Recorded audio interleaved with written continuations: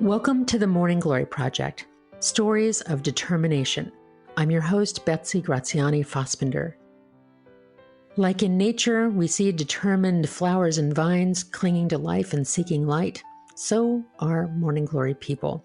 And in this podcast, I'll interview writers, activists, artists, entrepreneurs, survivors and thrivers, and trailblazers of all kinds. These are folks that have been determined to get over, under, around, and through the obstacles that face them, or to seize the opportunities that come before them. I find these people inspiring and amazing. I know you will too. I'm happy today to welcome to the Morning Glory Project, Lucinda Jackson. She's the author of Just a Girl, Growing Up Female and Ambitious. As a scientist and business executive, Lucinda spent almost 50 years at 3 universities and 4 Fortune 500 companies, where she experienced and witnessed the unequal treatment of women. This spurred her to write about how to change that dynamic and how to help women find their power. After growing up in California, Oregon, and Washington, she received her Ph.D. in science in Illinois and continued speaking and serving on boards of academic, nonprofit, and industry organizations worldwide.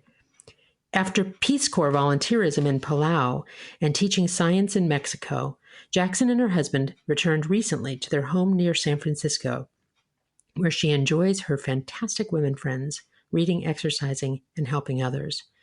They're immensely proud of their 3 liberated sons who are scattered around the globe. Lucinda is working on a book series about freedom and breaking old patterns. Thanks for being part of the Morning Glory Project, Lucinda. Welcome. Thank you, Betsy. I appreciate the opportunity. So this book, Just a Girl, can I ask you how you came up with the title? Well, my publisher, Brooke Warner, she and I were bouncing around ideas, and she kind of narrowed in on what I was talking about being ambitious. And then we came up with this title. I had the Just a Girl part in there, but the idea about being ambitious was, I really liked it because it clarified things for me. Like, this is the reason that a lot of these things happen to me, is because I had the audacity, I guess, to try to break out of a traditional female role. So your ambition made you stand out, conspicuous, a target, a threat. How do you see that?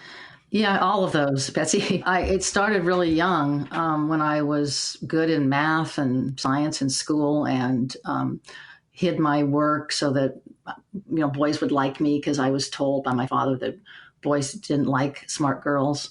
So it started very early when I was told to ratchet it down a bit. As my dad said, you need to cut out that crap if you want to have a boy like you. And so it kind of went from there, and I always wanted something more.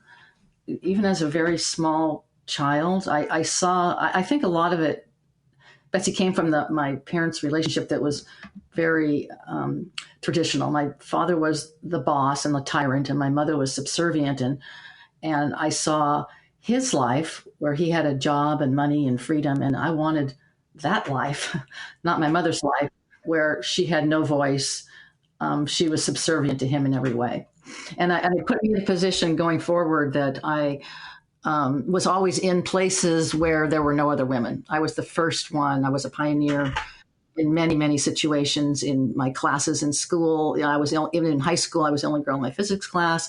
I was the first woman graduate student that my professor had ever had. I was the first field biologist of the company I joined. So I was in a place where there weren't any women, and I was the first one, and the men didn't like it. Well, so let me get some timing on this. So when your dad said, boys don't like the smart girls, tone it down, ratchet it down, or cut this crap out, what year are we talking about here? In the 1950s. Okay. So in the 50s, those were the overtly stated messages that you were receiving. And somehow you still defied that. You were still a smart girl. And I'm interested in the kind of, it's interesting to me. I was asking about both parts of your title, the growing up female and ambitious part, but the just a girl part. It sort of makes me think of how they're almost turning those sexist phrases really on their sides in even commercials, like "I throw like a girl," those kinds of things. And it seems like in a way that's what you've done. It's like, I'll take that insult and turn it into my book title, Bubba. Yes, exactly. And I like the braveness of it. Yeah, I like that, just a girl too, because I had been told that a lot through my life. Well, you're just a girl. You can't, be good at math. You're just a girl, blah, blah. And so exactly that. It was taking that back. And claiming it. So here you were growing up, and like you said, the only girl in your high school physics class in the probably late 50s, early 60s at that point, and blazing so many trails. What was it like to be the only one in your environment like that? It was very, very uncomfortable. I created an external image that was nothing like what was going on inside of me. And I created an image of trying to fit in, laughing at the sex jokes when I had like a parallel Lucinda that lived inside me that was saying, this is not funny. I'm humiliated. That was awful. But I went along with it in order to have what I wanted. I mean, I wanted my own money. I did not want to be my mother. It sounds like you saw that as the toll you had to pay to cross this particular bridge. Yes. So I stuffed my own personality down for a long time in order to try to get what I thought I wanted.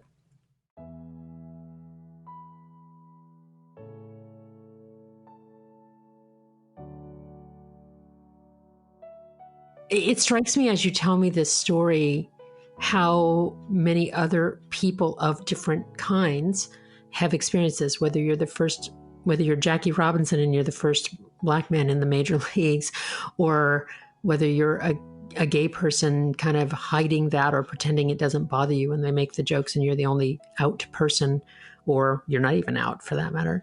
It just strikes me as it's a too often experienced story of having to have that parallel self that you talk about. That sounds so hard. Mm-hmm. Yeah, I can relate to so many people, on all the categories that you just mentioned. And I wrote the book for people who feel like they don't have a voice, or had little self-confidence, or low self-esteem, or needy for attention, or victim mentality. I wrote it for those people because what I found in this, in my own case with the sexual harassment thing, was that people would say to me, well, I've never been harassed. And, I would just, if somebody did that to me, I would just tell them to, stop it or something. And I say, but see, I wasn't able to do that. I didn't know how to do that. And it's fine to say that if you're one of those people that were raised with confidence, you've always fit in, you can say, yeah, heck with you. But when you're like a minority, it's very difficult to, and if you haven't been raised with a lot of self-esteem, it just doesn't come out. And it's very interesting to understand. I mean, why like women don't report harassment. And I mean, a lot of women have played the game for a long time without saying anything because, and so have all those other groups. Because they saw it as the necessary toll to get across whatever bridge they were trying to get across. Exactly. Or like you said, it didn't even come into your imagination to oppose it.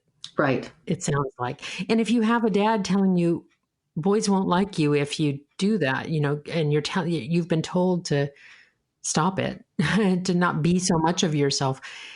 You got trained really early on not to have your own real reaction to such things. And for myself, it went on for, a long time. I was in probably my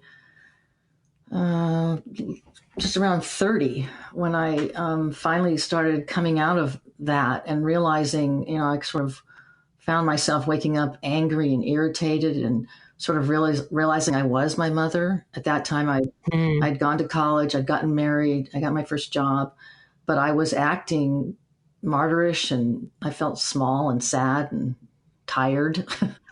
And I realized I'd been accommodating to men, my husband, my professors, my bosses, all who were all men for a very long time.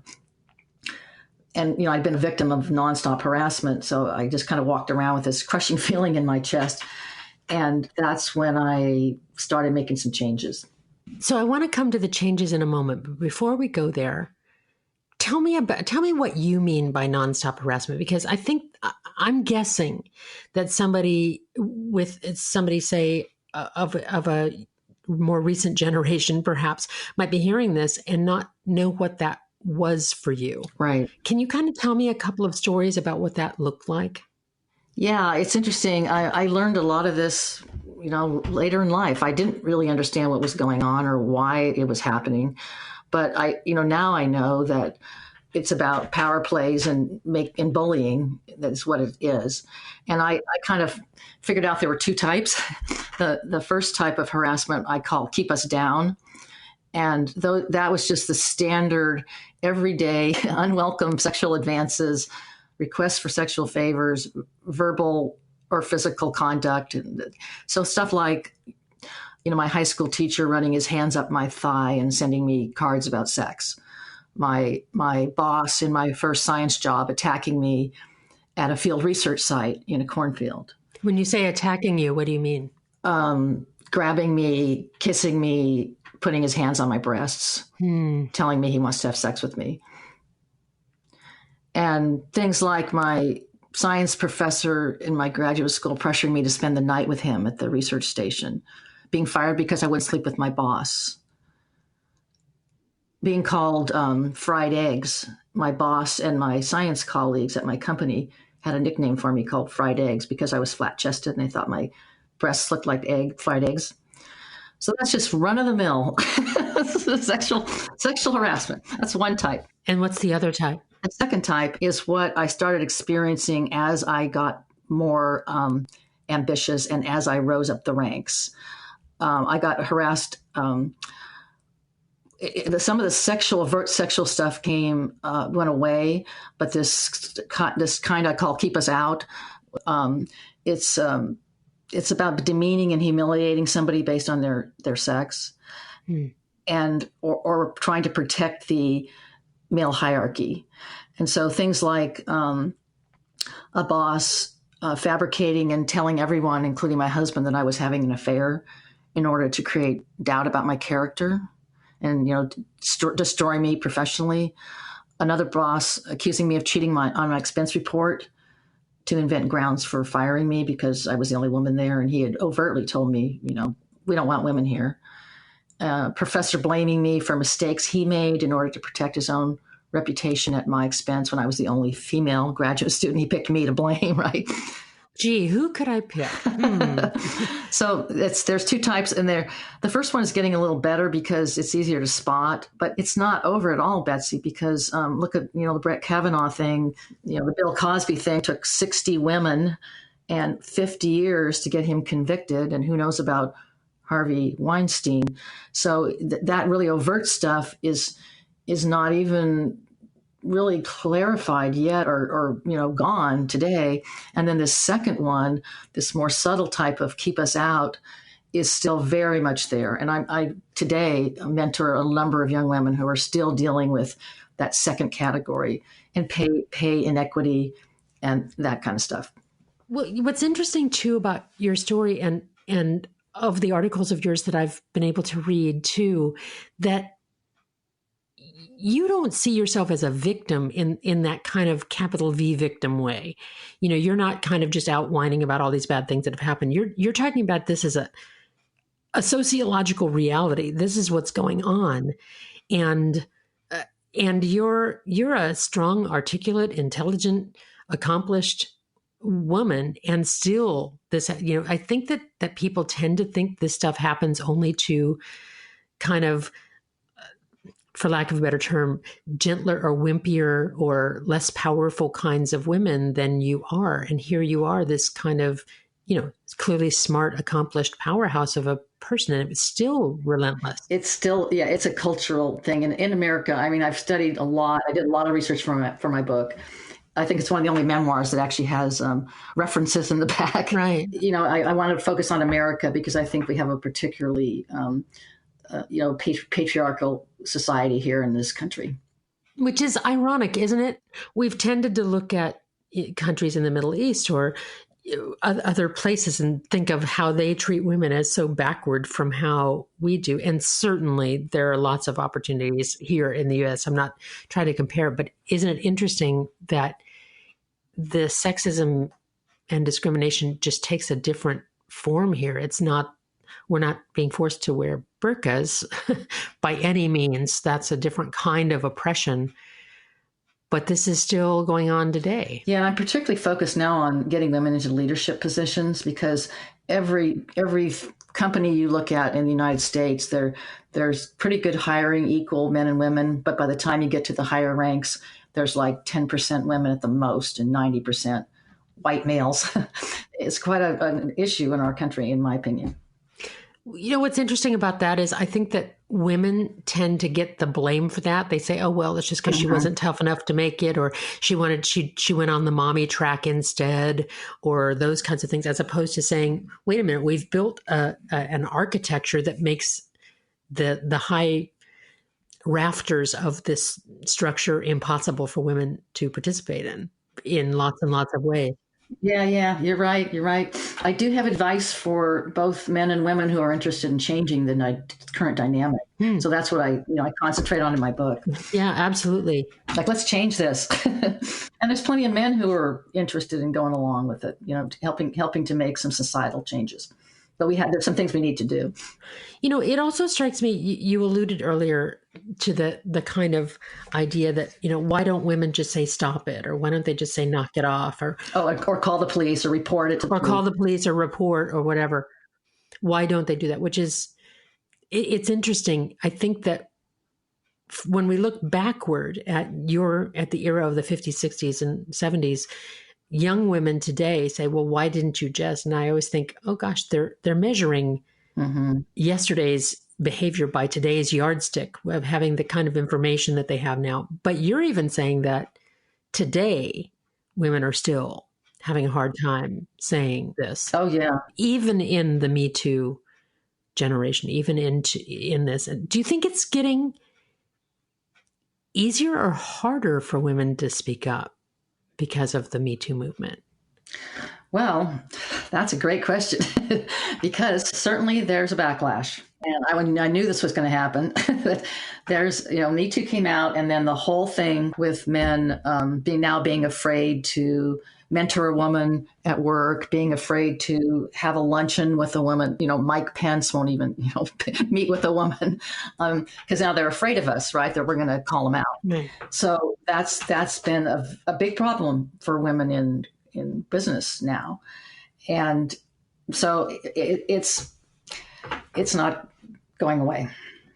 And I'm not by any means, of course, suggesting that the Me Too movement should stop it because it's harder. I don't mean to imply that. I think it's amazing. And I'm as Me Too as the next. I'm just saying, kind of wondering about what are the reverberations there. And it seems like there's an act of bravery, and then there's a punishment, and then there's an act of bravery, and then there's a punishment. So, Lucinda, on a personal level, going through this, enduring this kind of ongoing parade of this kind of behavior because you were in atypical environments, being a woman in that era, certainly, I'm wondering how you got through that. How did you said you had this parallel self, and you found yourself stepping into the role of your mom. What was going on for you when that was going on internally? And then what was the shift? What was the inspiration or decision or something? What made you say, no, I'm not going to internalize that anymore? Yeah, I let it get out of control, and I wouldn't recommend waiting till you're going to pop to take action. So wait, tell me what you mean by waiting until you're going to pop. What did that look like and feel like? Well, I had things just really stacked up. I was working, I was getting my Ph.D., I was in an unhappy marriage, I had just had a baby. I just had a lot of things going on. I had 2 dogs and 2 cats, and I was doing everything. I was cleaning, I was cooking, I was trying to be the perfect wife, the the straight A graduate student, the good employee, the perfect mother. And I just one day felt like I was going to, have some kind of a breakdown. So I sat down, and being a scientist, I guess, helps me is that I've always found breaking emotional feelings down into smaller tasks that I can complete one at a time helps with powerlessness. So I was just feeling so overwhelmed and powerless and accommodating, and like I was just a martyr, right? And I feel like probably a lot of people get to this point. But what I did was I wrote everything down in a list, and I said, what's contributing to these feelings? Like, what is making me unhappy and so feeling so out of control and weak? And I made this list, and I started with easy ones. Like I started with cleaning and cooking. The house does not have to be perfect. I'm going to try like not cleaning the house for a few weeks, letting the dust bunnies build up. I'm not going to cook food for my husband. He can get his own food. And so I tried some of those things, and I worked my way through this list like I was spending every night sitting in the bleachers at my husband's softball games, holding this crying baby who should have been home in its crib. And I said, I was trying to prove that I was a supportive wife, right? And I said, I'm going to quit doing that. I mean, that was hard, Betsy. I mean, when you're ingrained with some of these behaviors. But I said, I'm not going to go to the next baseball game and see what happens. And the world does not fall apart, or if you don't clean the house. And I took care of the pets, that they were my husband's pets, but I took care of them, and I found homes for them, good homes. So I felt okay, but I took one thing at a time, and then when nothing exploded, I tried the next step. And it worked my way up to doing something about my job, and then finally doing something about my husband, asking him to go to counseling. If he wasn't willing to go to counseling, we were headed for a divorce. And so that's how it went. And the only thing that was non-negotiable was my fabulous Dane, my baby. He was 7 months old at the time. And he was a joy in my life. And, I knew he was going to stay. But everything else, I tried letting it go and see what happens. And sure enough, you get into this gradual self-awareness and growth of your esteem, taking some of your rights back.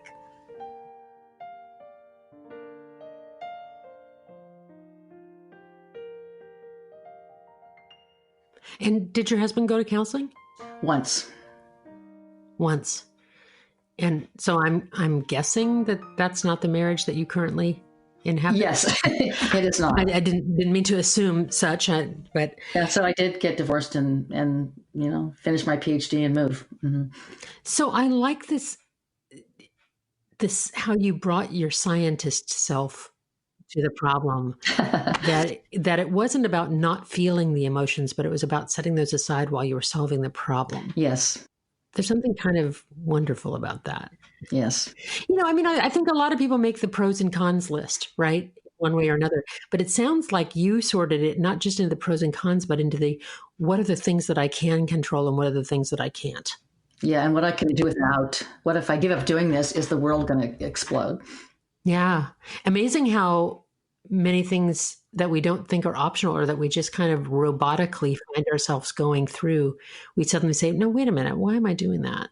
Yeah. And then you build up resentment and then you find out you really don't have to be doing it. And my dad used to hit us on the head with a spoon when we did something he didn't like. And I'd try something. And if I didn't get hit on the head with a spoon, that's what I used in my head. And I go, I'm like, oh, okay. I was always so afraid of that, that I was going to get hit on the head with a spoon, that I didn't act. But once you try it and it doesn't happen, you go like, oh, okay. Well, heck, I'm going to try something else. And of course, when you made these changes, I'm sure it was met with wild applause from all of the men in your world. Yes, they were right. so glad to see that happen. Can you say a bit about what the reaction was when you started making these changes? Well, yeah, my mom saying, well, you can't divorce your husband. You need a husband. My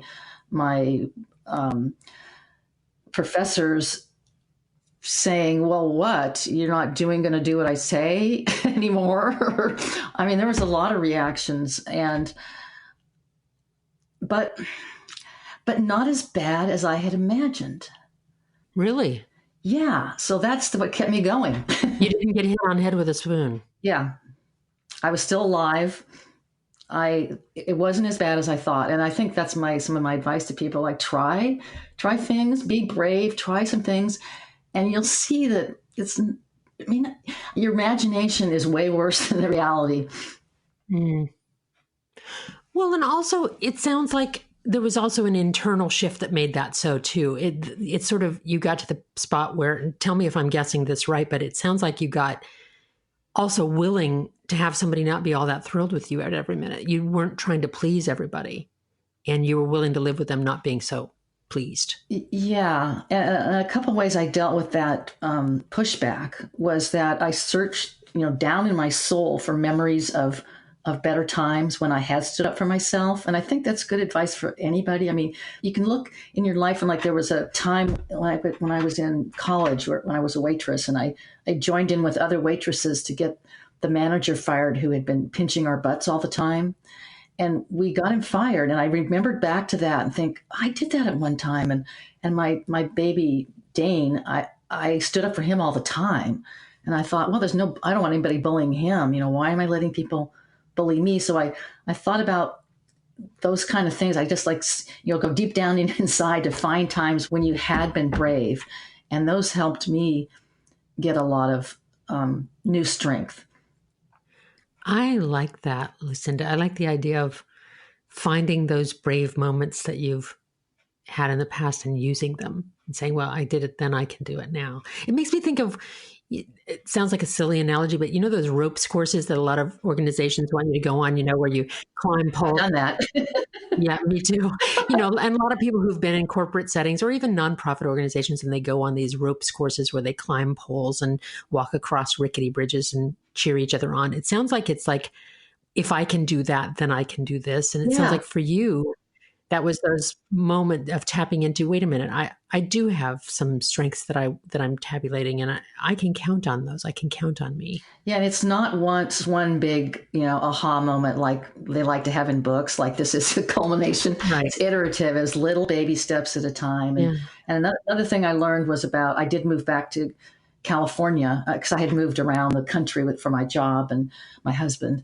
And I learned I wanted to get back where I had some support, because I had been trying to do it all by myself, because that's like part of being brave and strong, right?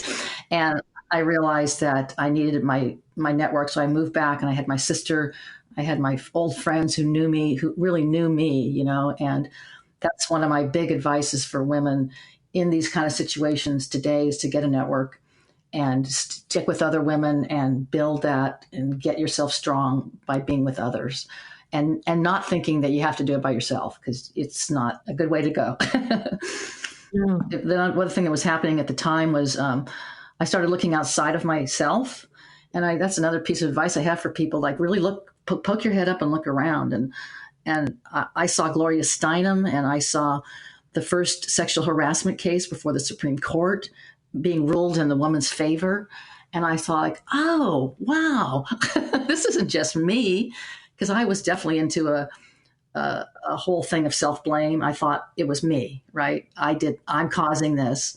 And a lot of women feel that, like I wore the wrong dress, or I shouldn't even be here because this is a man's job. And I mean, I had all those self-doubts, but I started looking around and seeing stuff was happening, and it still is today. And so women, when they feel like this, I mean, it's so good to just, look up, get strength from others.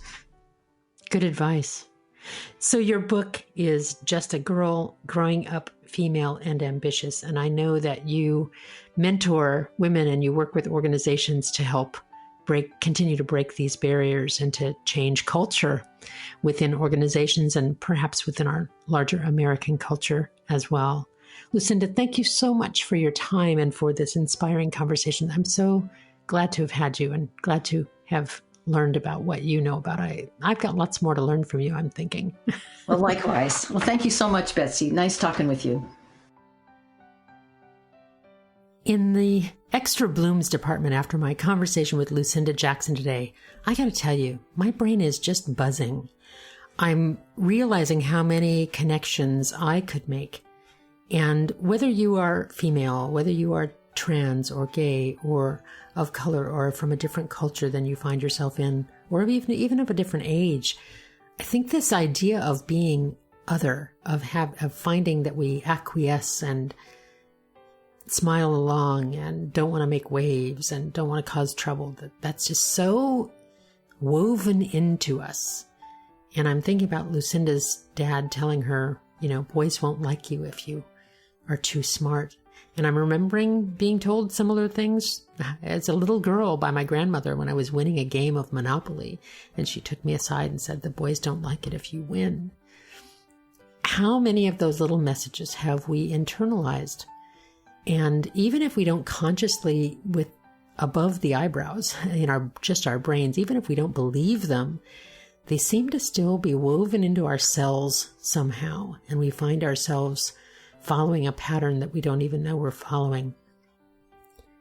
I'm really inspired by Lucinda Jackson's notion of connecting and of finding others to support you, and also to look back at times that you've been brave. Because if you've been brave once and it worked, you can be brave again. That's a big old extra bloom. Thanks so much for listening to the Morning Glory Project. You can find Lucinda Jackson in any indie bookstore or online, and look up her book, Just a Girl, Growing Up Female and Ambitious. Thanks for listening to this episode of the Morning Glory Project. I so appreciate your time. Now, go out and bloom.